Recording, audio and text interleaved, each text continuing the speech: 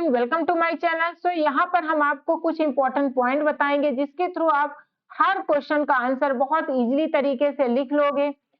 क्योंकि अगर कुछ किसी भी टॉपिक का अगर पॉइंट आपको याद है, ठीक है, वर्डिंग याद है, तो आप बहुत अच्छे से कोई भी क्वेश्चन पूछेगा, कैसे भी पूछेगा, आप रिप्रेजेंट कर सकते हो अच्छे मीन्स बहुत अच्छे तरीके से इन अ गुड मैनर। ओके, तो जैसे आज है डस्ट ऑफ स्नो, इसका इंपॉर्टेंट पॉइंट मैं आपको शेयर करने वाली। पहले इस पॉइंट पोएम को थोड़ा सा समझ लो। The way a crow shook down on me means कौवा जैसे ही का तरीका था, वे मीन्स उसका तरीका, अ क्रो का shook down on me the dust of snow from a hemlock tree. मतलब जैसे जो कौवा होता है वो क्या उसको हिलाता है, उसके वजह से जो बर्फ के कण होते हैं वो उसके कंधे में पड़ जाते हैं, हेमलॉक ट्री के थोड़ा बहुत रहा होगा तो वो क्या डस्ट होता है उनके कंधों में पड़ जाता है। Has given my heart a change of mood and saved some part of a day I had dude. तो उसके वजह से उनका मूड चेंज हो जाता है, उनका दिल अंदर से खुश हो जाता है, और जो दिन बुरे जा रहे थे वो अब मतलब अच्छे सेव हो गए और अच्छे जा रहे हैं, ठीक है, अच्छे हो गए। तो हैड ड्यूड, ड्यूड मतलब जो पछता रहे थे, अच्छे दिन नहीं जा रहे थे। इसके जो कुछ पॉइंट है इसको देख लो। वे मैनर तरीका, ठीक है, वे मीन्स होता है तरीका, डस्ट मीन्स स्नो, पार्टिकल होते हैं छोटे छोटे, डस्ट ऑफ स्नो का मतलब होता है छोटे छोटे कण होते हैं, ठीक है। और जिसने अभी लाइक और सब्सक्राइब नहीं किया प्लीज लाइक और सब्सक्राइब कर लो, क्योंकि मैं हर वीडियो अपलोड करती हूँ, नोटिफिकेशन जरूर ऑन कर लो, ठीक है, ताकि हर वीडियो आपके पास पहुंचे।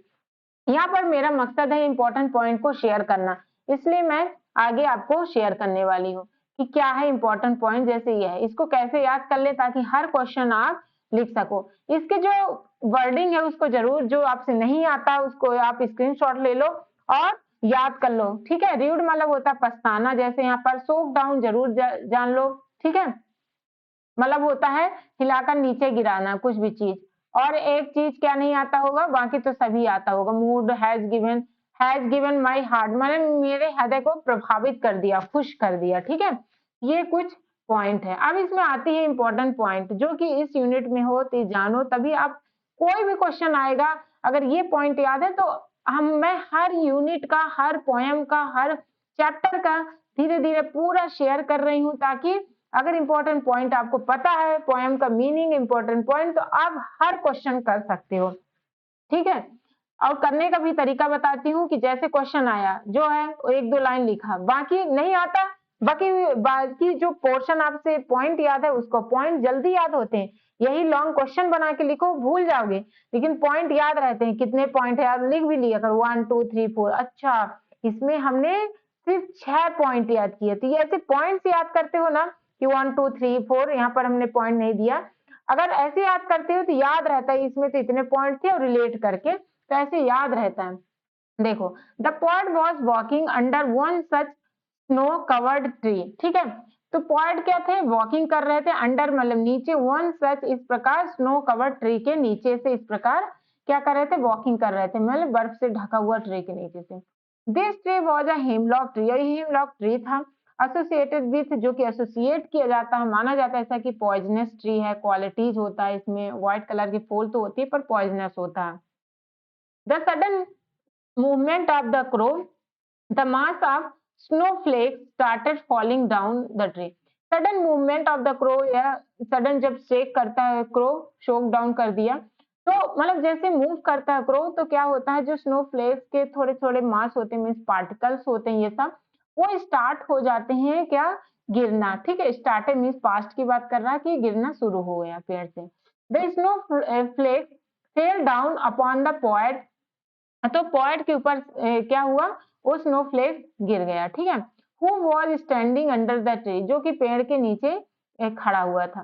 The fall of snow over him change his mood and mental state, जिसके वजह से क्या हुआ, उसका जो मूड था, उसका मेंटल स्टेट था, वो क्या हो गया, चेंज हो गया, ठीक है। The fall of snow over him मतलब उसके मूड ये सब चेंज हो गया। आप सिंपल तरीके से भी लिख दो कि because of the snowfall his mood has changed, ठीक है। अपने तरीके से भी बना लो, पर यही पॉइंट को इंक्लूड करके बना लो। एक दो बार पॉइंट को याद करो, मतलब समझो, फिर अपने पॉइंट में लिख दो।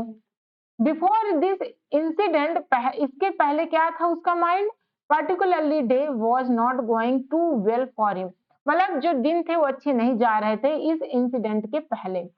If he had not experience such a pleasant experience, यदि वो इस टाइप का प्लीजेंट एक्सपीरियंस, खुश मिजाजी जो हुआ न एक्सपीरियंस करता, तो उसका टाइम जो था he would have reviewed at the wastage of the whole day, या वो दिन भर उसका दिन रिव्यूड हो जाता, ही हैड रिव्यूड, ठीक है, तो उसका दिन क्या हो जाता, मिस पछताते हुए चला जाता।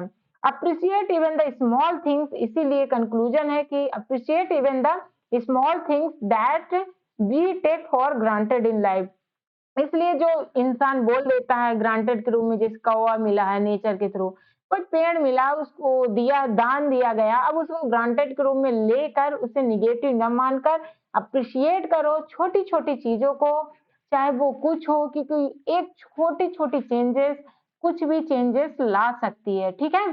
तो ये जो टॉपिक है इसको याद कर लो, हर क्वेश्चन बन जाएगा, कोई भी क्वेश्चन उठा के देखना और सब इसी से, अगर पहला मान लो इससे रिलेटेड है इसको लिखो, 4 नंबर का है तो 2 लाइन और ऐड कर दो, 5 नंबर का है तो 4 लाइन और ऐड कर दो, बस यही तरीका है। इसलिए क्वेश्चन के साथ-साथ पॉइंट, अगर क्वेश्चन सब रट जाता है तो उससे बड़ी बात क्या।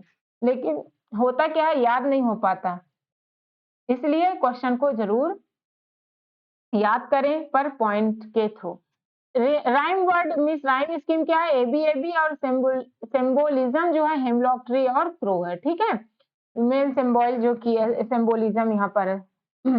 तो ये तो मतलब अलग चीज है, ये भी कभी पूछ देता है जब क्वेश्चन रहते हैं, अनसीन पैसेज जैसे बनाकर देता है। बट ये पॉइंट अगर आपको याद है तो आप बहुत बेस्ट तरीके से सॉल्व कर सकते हो, लिख सकते हो हर क्वेश्चन को। ओके, अभी तक जिसने लाइक और सब्सक्राइब नहीं किया है, सब्सक्राइब कर ले, एक दोस्त को जरूर शेयर